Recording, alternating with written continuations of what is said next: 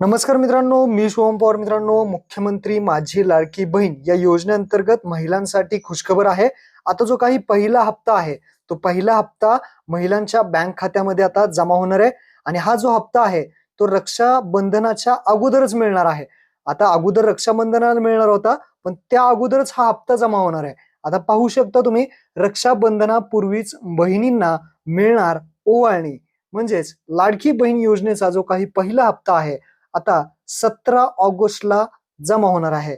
म्हणजेच आता हा जो हप्ता कोणाला मिळणार आहे, तर ज्या महिलांचे अर्ज हे मंजूर झालेले आहेत, त्यांना हा हप्ता मिळणार आहे. काय अपडेट आहे तर पाहू शकता, बहुचर्चित मुख्यमंत्री माझी लाडकी बहीण योजनेचा जो काही पहिला हप्ता आहे, तो 17 ऑगस्ट 2024 रोजी म्हणजेच येणाऱ्या थोड्या दिवसामध्ये हा हप्ता महिलांच्या बँक खात्यामध्ये जमा होणार आहे. त्यामुळे रक्षाबंधनापूर्वीच लाडक्या बहिणींना ही ओवाळणी मिळणार आहे.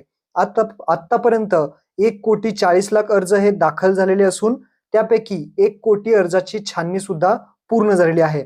या योजनेसाठी 31 ऑगस्ट पर्यंत महिलांना अर्ज करण्याची मुभा दिलेली आहे. आतापर्यंत तुम्ही अर्ज केला नसेल तर 31 ऑगस्ट पर्यंत अर्ज करू शकता. ज्यांचा अर्ज मंजूर झालेला आहे त्यांना हा हप्ता मिळणार आहे. लक्षात ठेवा, 1,05,00,000च्या आसपास जे काही अर्ज आहेत ते मंजूर झालेले आहेत.